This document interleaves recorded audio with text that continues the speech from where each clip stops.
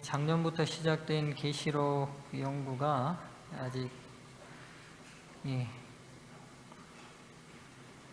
중반을 넘지 못했습니다. 오늘은 여섯째 천사 말씀 나누도록 하겠습니다. 계시록 9장입니다.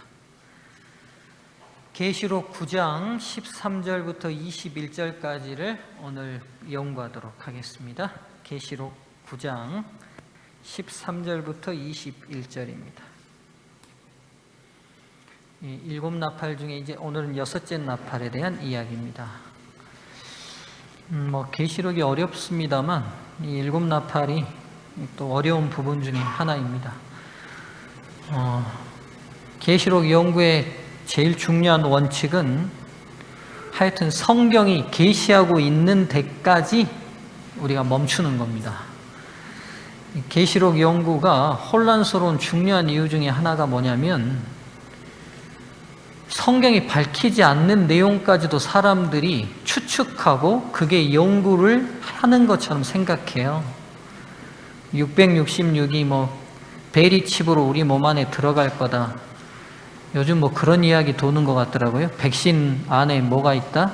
베리칩이 있고 그거 맞으면 다 우리가 노예가 될 거다. 그걸 또 교묘하게 계시록하고 연결합니다. 근데 여러분, 성경의 어느 부분도 그렇게 우리에게 말씀하고 있지 않습니다. 우리도 자칫 예언의 백성이기 때문에 다니엘과 계시록을 가장 성경적으로 푼다고 하지만 자칫 잘못하면 성경이 밝히고 있지 않는 영역의 부분까지도 우리가 연결해 버릴 수 있습니다. 그래서 성경이 밝히고 있는 부분 앞에 늘 멈추려는 자세를 가지고요. 답답하더라도 현재의 상황과 이걸 어떻게 연결시켜야 할까 의문이 들더라도 기다리셔야 합니다. 그리고 예언은 성취되고 난 이후에야 정확히 또 알 수 있습니다. 그러니까 여러분 그 사실을 유념하시고 우리가 계시록 연구에 임하면 좋겠습니다. 자, 13절부터 21절을요, 우리가 천천히 좀 읽겠습니다. 내용 파악을 먼저 해야 되니까요. 제가 아마 계시록 시작할 때 여러분에게 당부의 말씀 드렸던 거 기억하실지 모르겠네요. 본문 자체를 많이 읽으라고 제가 말씀을 드렸는데, 계시록 자체를 많이 읽으실 필요가 있어요. 알든 모르든 괜찮습니다. 그냥 많이 일단 읽으세요. 많이 읽으시고 많이 들으실 필요가 있어요. 요즘 참, 저도 이제 오늘 이렇게 저녁에 오기 전에 요즘 이렇게 핸드폰 앱에 성경을 들려주는 앱이 많잖아요. 그러니까 그냥 틀어놓고 반복해서 계속, 그리고 그 성경 앱이 장을 반복하면 장만 반복해주고 성경을 반복하면 성경을 반복해줘요. 그러니까 제가 오늘 9장을 강의할 거니까 9장만 계속 반복으로 틀어놨어요. 그러니까 9장만 계속 읽어줘요. 그러니까 제가 옷을 입는 동안에도 씻는 동안에도 계속 9장만 반복해서 들었거든요. 그러니까 여러분들, 우리가 정말 마음만 있으면 얼마든지 도움을 받을 많은 것들이 있습니다. 하여튼 말씀을 가까이 하는 우리 성도들이 되시면 좋겠습니다. 자, 13절부터 21절을 제가 천천히 읽겠습니다. 여러분들도 유념해서 함께 읽으시면 좋겠습니다. 여섯째 천사가 나팔을 불매 내가 들으니 하나님 앞 금제단 네 뿔에서 한 음성이 나서 나팔 가진 여섯째 천사에게 말하기를 큰 강 유브라데에 결박한 네 천사를 놓아주라 하매 네 천사가 놓였으니 그들은 그 년, 월, 일시에 이르러 사람 3분의 1을 죽이기로 준비된 자들이었더라. 마병대의 수는 2만만이니 내가 그들의 수를 들었노라. 이 같은 환상 가운데 그 말들과 그 위에 탄 자들을 보니 불빛과 자줏빛과 유황빛 호심경이 있고 또 말들의 머리는 사자머리 같고 그 입에서는 불과 연기와 유황이 나오더라. 이 세 재앙 곧 자기들의 입에서 나오는 불과 연기와 유황으로 말미암아 사람 3분의 1이 죽임을 당하니라. 이 말들의 힘은 입과 꼬리에 있으니 꼬리는 뱀 같고 또 꼬리에 머리가 있어 이것으로 해하더라. 이 재앙에 죽지 않고 남은 사람들은 손으로 행한 일을 회개하지 아니하고 오히려 여러 귀신과 또는 보거나 듣거나 다니거나 하지 못하는 금은 동과 목석의 우상에게 절하고 또 그 살인과 복술과 음행과 도둑질을 회개하지 아니하더라. 아멘. 읽어도 무슨 말씀인지 잘 모르시겠죠? 이제 하나하나 이 말씀을 좀 풀어가 보시죠. 자, 지금 이제 여섯째 천사가 지금 나팔을 부니까 어디서 지금 음성이 들렸어요? 어디서 음성이 들렸습니까? 예. 어디서요? 예. 금제단에서 들렸어요. 이 제단이 뭘까요, 여러분? 분향단입니다, 분향단. 분향단에서 무슨 음성이 들렸냐면, 큰 강 유브라데에서 결박한 네 천사를 놓아주라는 거예요. 이런 음성이 들렸어요. 일단 여러분, 이 음성이 들렸던 이 분향단, 지금 이 보시면 아시겠지만, 여섯째 나팔은 지금 이 일곱 나팔이 모두 다 시대별로 하나님께서 이 땅을 향한 심판의 기별이 있잖아요. 근데 지금 이 여섯째 나팔은 가장 강력하고 무서운 심판이 진행되어 가고 있는 상황이에요. 그런데 그 기별이 어디서부터 나왔냐면 이 분향단에서 나왔어요. 분향단은 말 그대로 기도의 향연이 올라가는 곳이잖아요. 누가 중보하고 계시는 곳이에요? 예수님께서 성도들의 기도를 듣고 중보하시는 곳이에요. 즉, 가장 무서운 심판이 진행되는 시간 동안에도 우리 주 예수 그리스도께서는 당신의 백성들의 기도를 들으시고 탄원하는 중보의 사역을 계속하고 있다는 희망이 보이는 거죠. 이해되신가요? 그러니까 이 소리가 이 땅에 하나님을 거부한 사람 3분의 1이 죽임을 당하는 이 심판이 진행되는 동안에도 예수님은 어디 계셔요? 하늘 성소에서 당신의 백성들의 기도를 들으시고 그 기도를 향해 아버지께 탄원하는 중보의 사역을 계속하고 계신다는 거예요. 그래서 우리 눈앞에서 펼쳐지는 어려움과 두려움 속에 고정되지 않아야 되는 거예요. 무슨 말인지 이해되시죠? 그러니까 참 이 신앙은 참 중요한 눈이 띄어져야 돼요. 무슨 눈이 띄어져야 되냐면 우리 육적인 눈이 바라보는 세상만이 아니라 그 이면에서 이루어지고 있는 진정한 모습이 무엇인지를 볼 수 있는 눈이 있어야 돼요.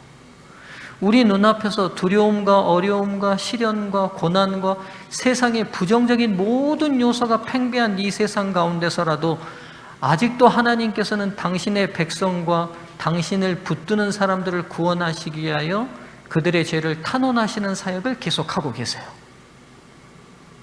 이게 우리의 희망 아닌가요? 여러분 뉴스 한번 들여다보십시오. 너무 절망적인 세상 아닙니까? 뭐 하나 정말 제대로 돌아가는 게 없는 세상 같잖아요. 기독교인들이 이럴 때 그리스도인이 세상 사람들과 뭐가 달라야 되냐는 거예요, 여러분. 예? 함께 욕하고 이 엉망인 세상, 이 부조리한 세상, 또 LH 사건 터지고 난 다음에 다 이 부조리한 세상에 대해서 비토하고 성토하는 이런 팽배한 분위기 속에서 우리의 영적인 눈은 어디를 보고 있습니까? 여러분, 사랑하는 성도님들이시여, 우리의 육신적 눈의 시각이 아니라 우리의 시선이 이 혼란한 세상 가운데서도 변함없이 당신의 백성들을 증보하시는 예수 그리스도를 향하여 고정되는 안식일 되시기를 간절히 바라겠습니다. 자, 근데 지금 이 분향단으로부터 소리가 뭐라고 났냐면, 뭐라고 났어요? 유브라데에 결박된 네 천사를 놓아주라고 돼 있어요. 여러분, 여기서 이제 우리가 잘 아는 유브라데 강이 나오는데요. 유프라데스, 지금도 현재 존재하고 있는 강이죠. 터키에서 바로 납니다. 유프라데스 강이. 그래서 시리아를 거쳐가지고 이라크로 들어가가지고 페르시아만으로 빠져나가는 강이고요. 1300km 정도 되는 강입니다. 그리고 그 고대 근동에서는 가장 큰 강 중에 하나예요. 근데 여러분 이제 보시면 알다시피 이게 구약적인 배경 속에서 이 유프라데스 강을 보면 언제나 하나님의 땅, 하나님의 성전이 있었던 이 거룩한 이스라엘이 이 말발굽이나 전쟁이나 고통을 받는 적군들이 어디를 통해서 왔어요? 이 유프라데스 강을 건너서 내려왔어요. 아수르도, 바벨론도. 그렇죠? 그래서 이 유프라데스 강은 하나님의 적과 하나님의 백성의 원수와 하나님의 백성을 나누는 경계로 이 강이 늘 쓰였어요. 그래서 이 유프라데스 강을 건너서 넘어오면 언제나 하나님의 백성들이, 이 원수들이 넘어오는 땅이거든요. 즉, 이 유프라데스 강으로부터 하나님의 백성이 공격받는, 이 강을 건너서 공격받는 이 경계선이 이 유프라데스 강이었습니다. 근데 여기 보면 이 유프라데스 강에 4명의 천사가 붙들려 있어요. 이 천사가 놓였더니만 그들이 연월 일시에 이르러 사람 몇 분의 몇을 죽이기로 준비를 했다고요? 예, 사람의 3분의 1을 죽이기로 준비를 했다고 되어 있어요. 그럼 여러분, 이 유프라데스에 결박된 천사가 사람을 죽이는 겁니까? 아니면 유프라데스에 결박된 천사가 노임으로 인하여 악의 세력들이 활동해서 죽이는 겁니까? 예, 전자입니까? 후자입니까? 이 결박된 천사가 죽이는 거예요? 천사의 제어하는 힘과 능력이 풀어짐으로 인하여 악한 세력들이 죽이는 거예요? 예, 이 본문을 쭉 읽어보면 아세요. 여기 보면 풀리고 난다니만 마병대가 등장해요. 그렇죠? 그리고 그들의 입에서 나오는 불과 유황과 연기로 사람 3분의 1을 죽입니다. 그렇죠? 그러니까 이 결박되어 있는 천사가 죽인 게 아니라 천사가 이 악의 세력들이 사람들을 해하지 못하도록 제어하고 있었던 힘을 뭐 한 거예요, 지금? 예, 놔버린 거예요. 그러니까 사탄과 그의 천사들이 마음대로 활동할 수 있게 돼버린 거죠. 그리고 그들의 수가 얼마만하고 기록되어 있어요? 이 마병대가? 얼마요? 2만이 아니라 2만만. 그러니까 얼마입니까? 만 곱하기 만. 산수인데. 예? 2억. 2억이죠. 그렇죠? 자, 그럼 보십시오. 세상을 괴롭히고 사람들에게 해를 끼치는 악의 군대가 2억이에요. 하나님의 인침받은 하나님의 군대의 백성은 몇이에요? 계시록에서 몇 명으로 나와요? 7장에 뭘 어렵게 생각하세요? 14만 4천. 둘 다 상징적인 수기 때문에 이 숫자 자체가 의미하는 것을 보면 2억 대 14만 4천이라는 건 뭘 의미하겠어요, 지금 여러분? 예? 2억 대 14만 4천. 하나님의 백성의 편에 하나님의 군대는 소수고 사단과 동맹한 세상은 다수가 될 거라는 상징적 의미죠. 우리가 그래서 이렇게 소수잖아요. 여러분. 자, 상징적인 의미를, 그래서 다수의 세상과 소수의 하나님의 백성의 극적 대비를 위하여 이 수가 쓰였다는 걸 알게 됩니다. 자, 그럼 여러분, 지금 이 여섯째 나팔에서 등장하는 마병대 2만만은 가만 보시면 그 모양이 다섯째 나팔에 나왔던 메뚜기 떼의 병사 비슷하지 않아요? 비슷하죠. 그렇죠? 그들도 그 메뚜기 떼 같은 무리들도 세상을 계속 어떻게 했어요? 사람들을 죽이지는 못하지만 괴롭혔잖아요. 그렇죠? 즉 그들이 여섯째 나팔에서는 이제는 강력한 군대로 성장했다는 걸 알게 돼요. 다섯째 나팔에서 등장했던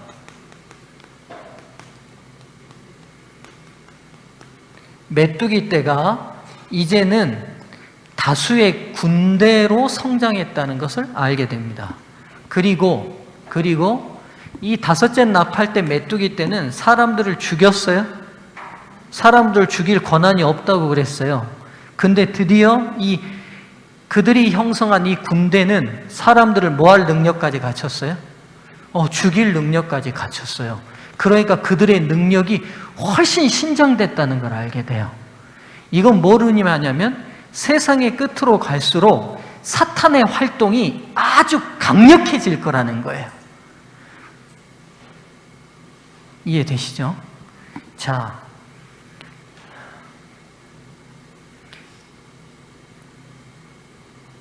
이들이 근데 무엇로 사람을 죽입니까? 18절에 17절 후반부에 보면요, 어디서 불과 유황과 연기가 어디서 나와요, 여러분? 나오는 데가 중요해요. 어디서 나와요? 예. 입에서 나와요, 입에서. 그러면 그들이 공격하는 무기가 어디서 나온다는 말이에요, 지금? 입에서 나온다는 말이죠. 이게 지금 굉장히 중요한 부분이에요. 그러니까 이 전쟁은 사람을 죽이는 무기가 어디서 나오냐면 입에서 나와요. 입에서. 그럼 입에서 막 칼이 나가는 거예요? 화살이 나가고? 막 말하면 막 칼이 나가 사람 찔러서 죽여요? 이게 아니죠. 잘 보세요. 지금 여러분 몇 장 성경절을 좀 찾을 거예요. 자, 이 라인이요, 요한계시록 16장 13절을 14절을 찾아보세요. 13절 14절. 그리고 이쪽이, 이 라인이 19장 15절을 찾고요, 저기 서경환 집사님 줄이 21절을 찾아보세요. 자, 여기 요한계시록 16장 13절 14절을 읽어보세요. 시작.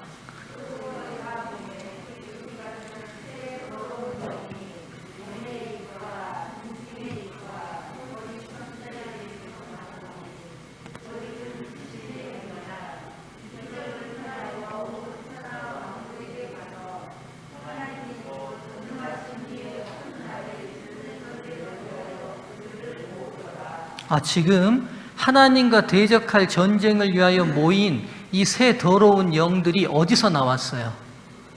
이게 중요해요. 지금 어디서 나와요? 그러니까 하나님과 뭘로 싸워요? 하나님과 싸우는 무기가 뭐예요? 입으로 싸워요. 입으로. 입이 무기예요. 자, 이쪽 읽으세요. 19장 15절 읽어보십시오. 시작. 예, 우리 김천주 집사님 줄 시작. 19장 15절.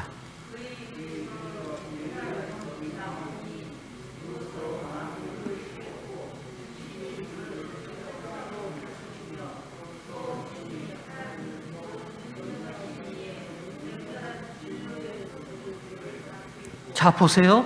하나님께서도 세상을 세상에 당신을 대적하는 무리들을 위한 무기가 어디서 나오신대요? 지금 입에서 나오신대요. 자, 저쪽 서경환 집사님 네 줄.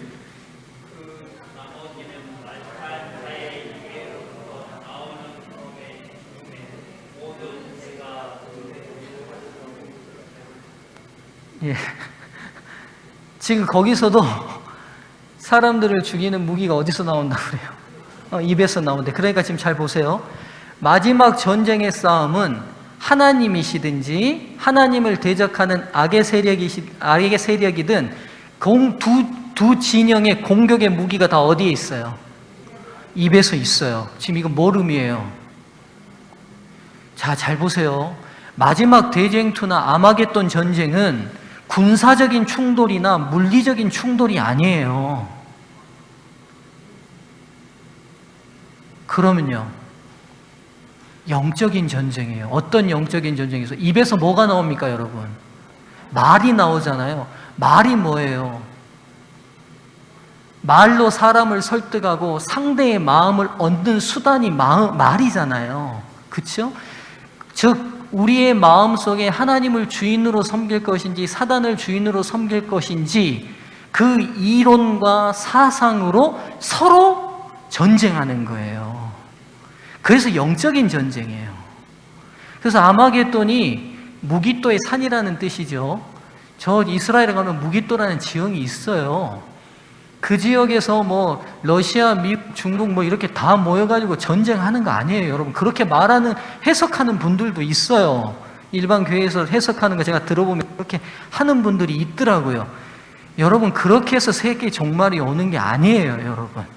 일관되게 계시록이 계속 말하고 있는 이 마지막 전쟁은 입에서 그 무기가 시작이 돼요. 즉 사람의 마음속에 하나님의 주권을 인정할 것인지 사탄의 주권을 인정할 것인지 그들의 사상과 정신을 지배하는 전쟁이에요. 그래서 여러분, 선악의 싸움의 무기는 입에서 나옵니다. 자, 다시 가시죠.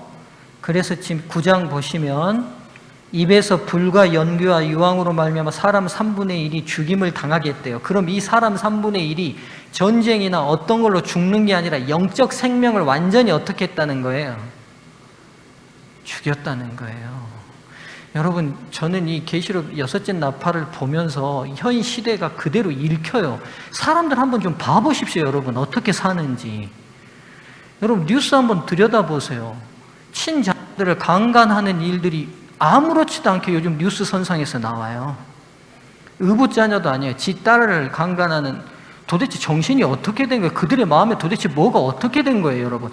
여러분 잘 들으세요. 내가 양심이 있다. 양심이 있다는 것은 하나님을 믿든지 안 믿든지 관계없이 누가 그에게 계속 지금 말씀하고 있고 그 음성을 듣는다는 거예요. 예, 성령께서 아직 그 사람과 교제하고 있다는 증거예요. 내가 하나님 안 믿어. 그래도 장수장님한테 사기쳤어.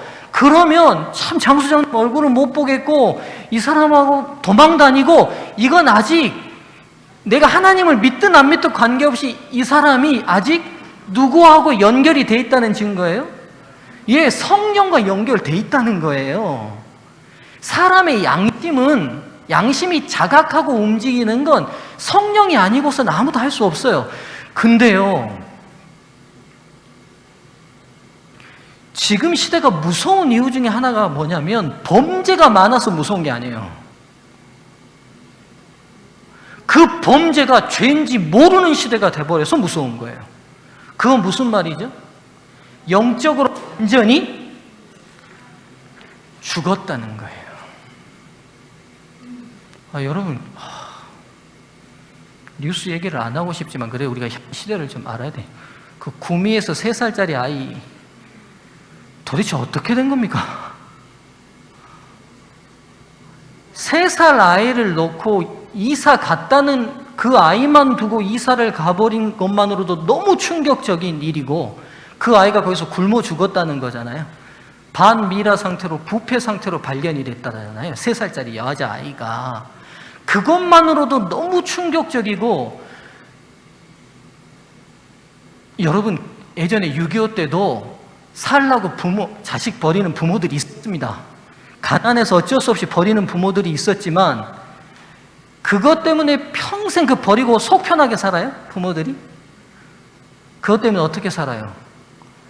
평생 죄인으로 살아서 미국 입양시켜 놓고라도 조금만 살만하면 찾으려고 애를 썼던 시대인데, 이젠 도대체 사람들 양심이 어떻게 됐는지 모르겠어요. 저는 이런 생각이 들었어요. 그 아이를 놓고 간 다음에 한 번이라도 와보고 싶은 마음이 안 들었을까?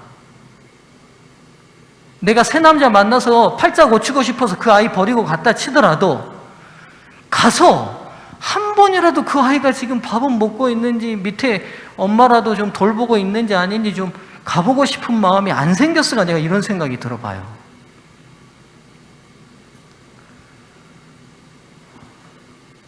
성령께서 제어하시는 능력 자체가 다 떠나버린 시대예요.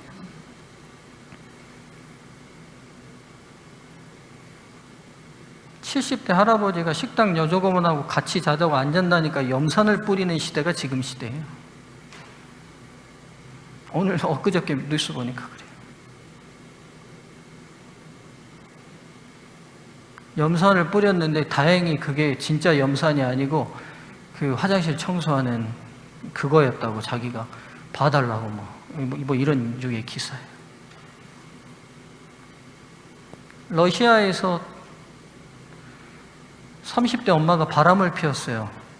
8살짜리 남자아이가 그걸 아빠한테 일렀어요. 엄마가 아이 몸에다가 석유를 뿌리고 불을 질렀어요.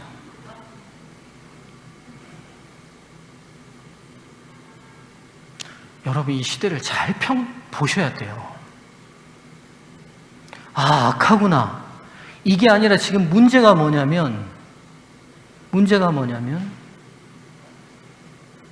여섯째 나팔의 징조처럼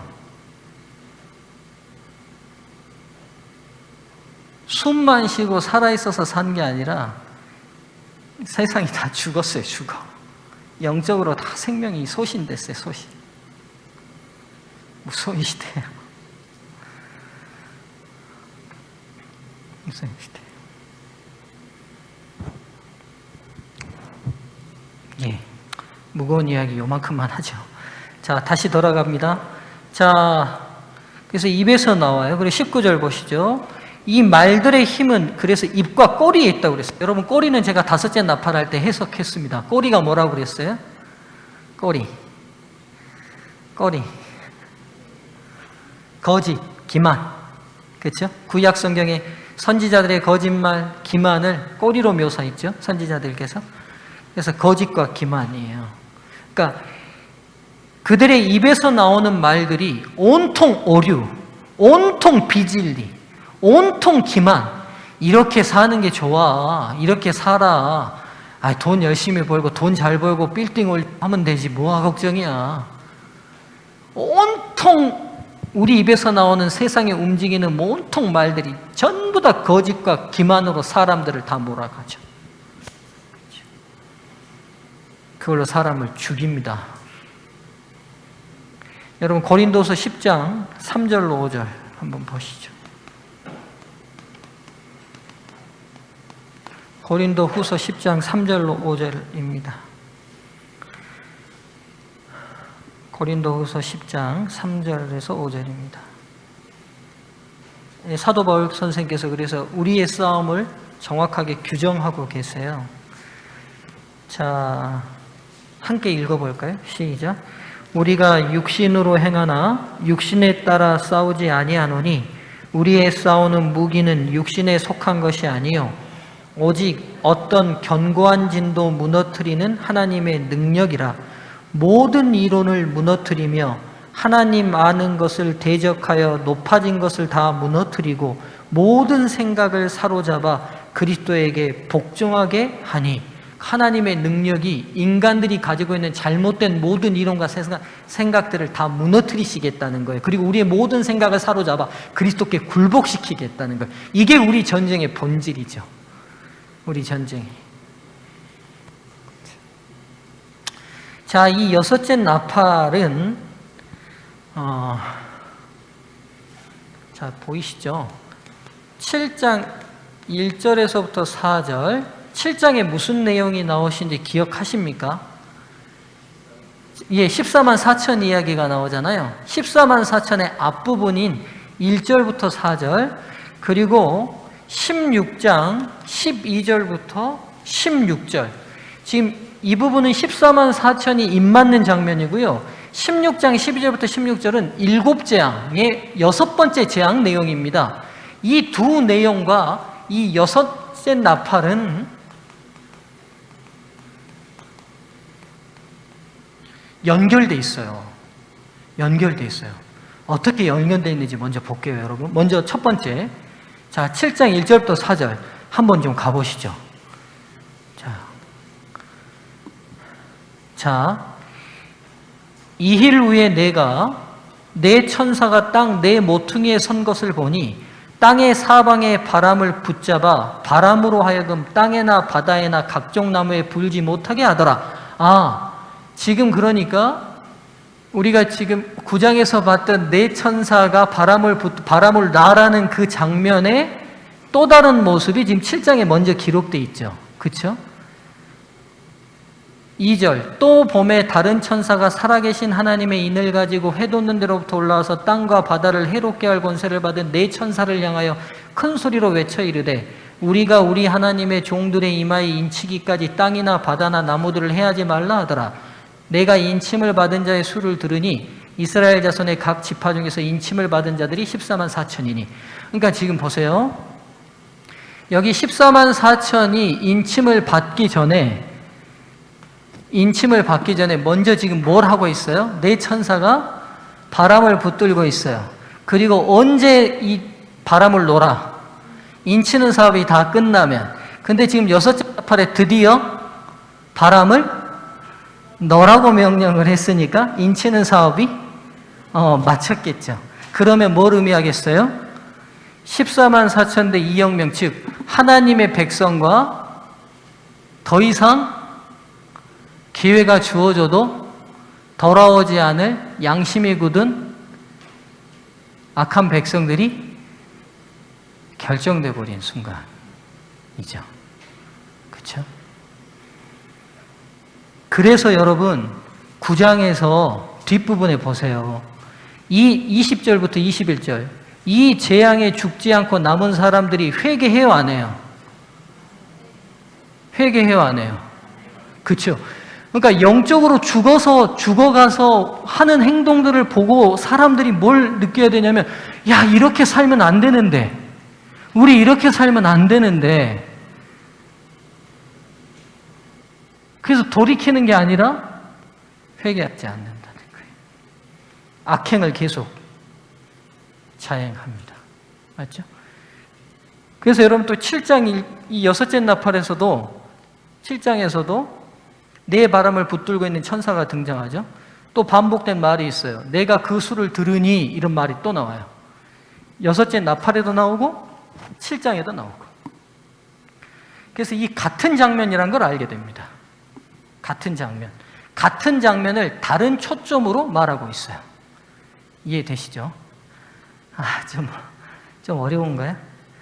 자, 이제 여러분 7재앙 중에 6번째 재앙으로 가보겠습니다. 16장으로 가보십시오. 16장 12절부터 16절 보세요. 또 여섯째 천사가 그 대접을 큰 강 유브라데의 소돔에. 자, 유브라데 어디서도 나왔어요? 여섯째 나팔에서도 나왔죠. 그렇죠? 소돔의 강물이 말라서 동방에 솟는 왕들의 길이 예비되었더라. 또 내가 보매 개구리 같은 새 더러운 영이 용의 입과 짐승의 입과 거짓 선지자의 입에서 나오니 그들은 귀신의 영이라. 이적을 행하여 온 천하 왕들에게 가서 하나님 곧 전능하신 이의 큰 날에 있을 전쟁을 위하여 그들을 모으더라. 보라, 내가 도둑같이 오리니 누구든지 깨어 자기 옷을 지켜 벌거벗고 다니지 아니하면 자기의 부끄러움을 보이지 아니하는 자는 복이 있도다. 새 영이 히브리어로 아마겟돈이라 하는 곳으로 왕들을 모으더라. 그러니까 지금 여섯째 나팔의 이 2만만, 이 2억 명은 여섯째 재앙 때에 하나님과 대적하기 위하여 최후의 전쟁을 위해 모인 하나님과 대적하는 원수의 수라는 걸 알게 됩니다. 이해되시죠? 그리고 이 전쟁의 이름을 뭐라고요? 아마겟돈이라. 지금 마지막 최후의 싸움이 벌어지기 전 하나님을 대적하는 원수들의 최후의 활동을 여섯째 나팔이 묘사하고 있어요. 이 시기의 특징은 두 가지입니다. 사단의 활동이 아주 왕성해진다는 거예요. 그럼 여러분, 사단의 활동이 왜 왕성해졌을까요? 이거 한번 생각해 봐야 돼요. 예? 왜 마지막 때 사단의 활동이 더 왕성해져서 더 많은 사람들이 사단과 동일하게 협력한 활동들, 사단 같은 행동들을 많이 하는 사람들이 생겨난다는 거잖아요. 사단의 활동이 왜 왕성해지는 거예요? 왜 하나님께서는 그렇게 놔두시는 거예요? 그리고 그렇게 활동하도록. 하나님의 능력이 없으셔서요? 누가 계속 사단 편에 서서 계속 활동을 시작한 거예요, 여러분? 누가 선택한 거예요? 그렇죠. 마지막 때가 될수록 사단의 활동이 왕성해졌다는 건 뭐냐면 사람들이 끊임없이 누구를 선택했다는 거예요. 그렇죠. 복음을 거절하고 하나님의 사랑을 거절하고 계속적으로 사단이 주는 활동에 동참하는 그들의 선택이 더 많아지고 팽배해지고 지구를 가득 채워버렸다는 거죠.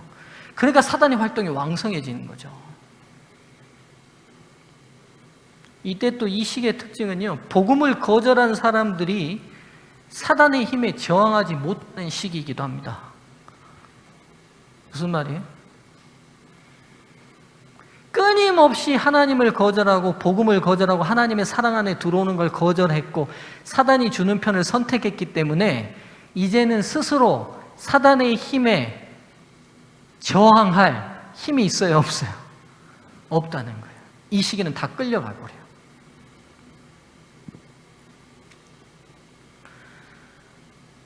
그래서 안타깝게도 9장 20절과 21절 우리가 봤던 것처럼 심판이 주어져도 인류가 회개되지 않는 모습을 보게 됩니다. 그러나 하나님께서 이 시기 동안에도 당신의 변함없는 사랑을 보여주기 위하여 굳어져 버린 사람들의 마음이라 할지라도 다시 회심시키기 위한 하나님의 반격이 준비되어 있죠. 그게 바로 14장에 등장하는 쇠천사의 기별입니다. 이 부분은 쇠천사의 기별할 때 자세히 다루도록 하겠습니다. 오늘 이 여섯째 나팔은 우리에게 분명한 한 가지를 보여줍니다. 어린 양을 따르기로 거절하게 되면 사탄과 같은 존재로 인간이 전락할 수밖에 없다는 거예요.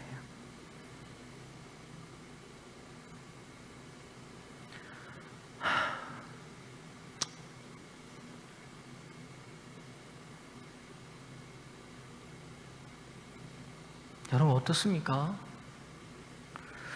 오늘 우리 딸아이가, 우리 정유가 가져왔나? 정유가 학교에서 안내문을, 요즘 이제 학교가 시작되니까 안내문을 왔는데 그 안내문에 중학생 아이들이 스포츠 도박에 빠지니 부모님들 잘 관리해 주시라고 안내문이 왔어요. 민정이 받아왔어? 부모님 보여드렸어? 안 보여드렸구나. 저희가 뭘 하나 뜩 던져서 제가 보니까 중학생 학교 안내문에 스포츠 도박에 빠지니 아이들과 대화를 잘 해가지고 혹시라도 이런 일들이 벌어지지 않도록, 제가 그거 보면서 제가 이제 모르겠어요. 제가 이런 말씀을 준비하고 있으니까 그런 게 좀 더 크게도 부각돼서 보이는지 모르겠지만 우리가 생각하는 것보다 사탄이 인간에게 미치는 그 영향력이라는 게 우리의 상상을 초월할 정도로 아주 깊숙이 접근하고 있다는 사실이 느껴지는 거예요. 여러분, 제가 저번에 그 중독에 대해서 설교를 드렸지만 가장 무서운 중독 중에 하나가 도박이거든요. 근데 이제 12살, 3살짜리, 14살짜리가 이미 도박에 중독된다면 여러분 어떻게 되겠습니까? 그 영혼이 어떻게 되겠어요? 하나님 말씀이 여러분 중독은 뭐냐면요, 지금 이 자리에 와서도 계속 다른 그 생각만 하고 있는 게 중독이에요.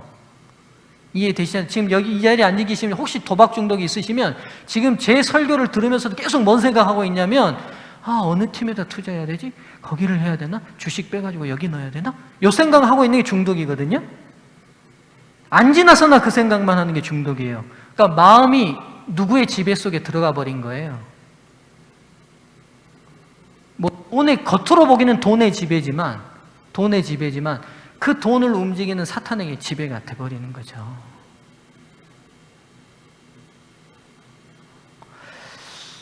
이 방송을 보고 계시는 우리 성도님들도 계실 텐데, 우리가 다시 교회로, 다시 예배로, 우리 연약한 저희들이 코로나 때문에 다 좀 흩어져 있긴 했지만 그래도 교회 안으로 예배 시간으로 자꾸 모여야 되는 중요한 이유가 여기에 있어요. 이 예배가, 이 성도들이, 이 교회가 정말 우리를 보호하는 방벽이라는 사실을 여러분 기억하셨으면 좋겠어요. 여러분, 목사가 안전할 것 같습니까? 여러분, 저도 여러분에게 감사함을 느껴요. 제가 여러분에게 설교하고 나눠야 되기 때문에 제가 더 뭐 할까요? 제가 더 무릎 꿇고 더 말씀 보고 더 딴 생각 안 하고 더 딴짓 안 하려고 뭐 해야 돼요? 저 자신을 지키게 되잖아요. 제가 제일 좋아하는 친구가 미국에 있는데, 제일 사랑하는 친구가 미국에 있는데 그 친구는 지금 목회를 하다가 일반 회사를 다니고 있어요. 근데 저하고 통화할 때마다 늘 뭐라고 그러냐면 목회가 자기를 지켰다는 거예요. 목회가 자기를 지켰다는 거예요. 그래서 진짜 감사해야 된다고 저한테 얼마나 강조하는지 몰라요. 제가 진짜 감사하거든요. 근데 그 친구는 진짜 더 뼈저리게 느끼고 있는 것 같더라고요. 저에게 전화할 때마다 그렇게 얘기해요. 여러분, 지금 우리가 상상하는 그 이상으로 사탄이 활동하고 있어요. 어린 아이부터 노인에게 이르기까지 어느 누구라도 살아가 있다고만 한다면, 영적으로 조금이라도 신경이 살아있으면 그를 죽여놓기 위하여 가진 방법을 쓰는 시대가 이 시대예요.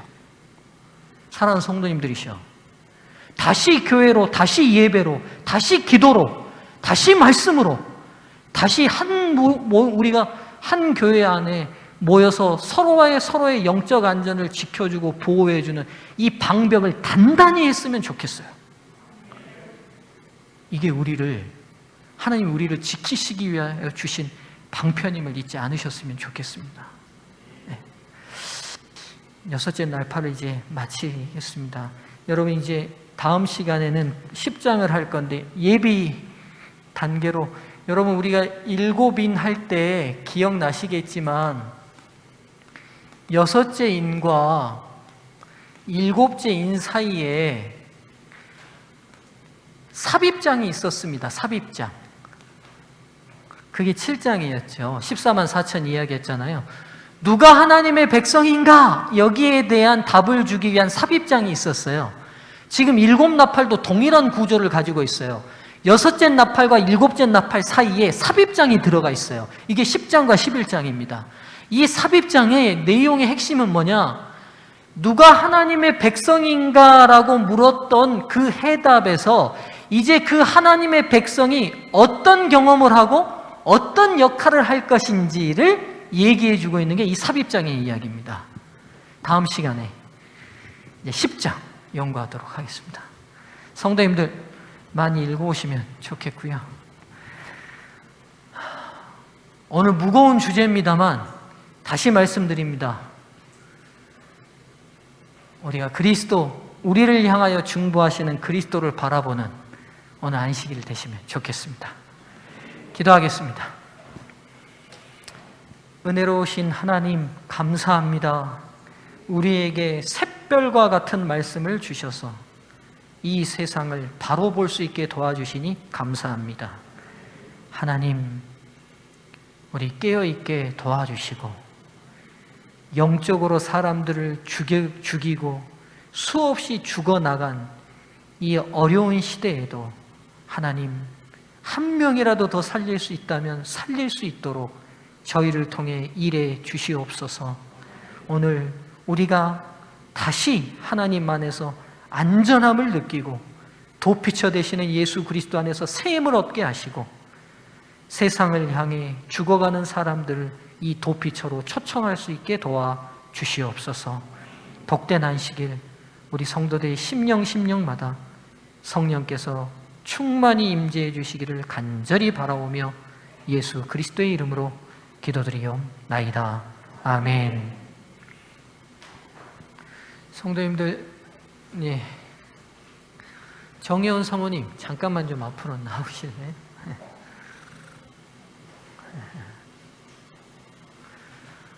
지금 제가 여러분, 우리가 이렇게 코로나19 마스크를 다 쓰다 보니까 지금 몇 달째 계속 저희하고 지금 금요일 예배를 드리는데도 여러 성도님들이 누구냐고 저한테 자꾸 물으세요.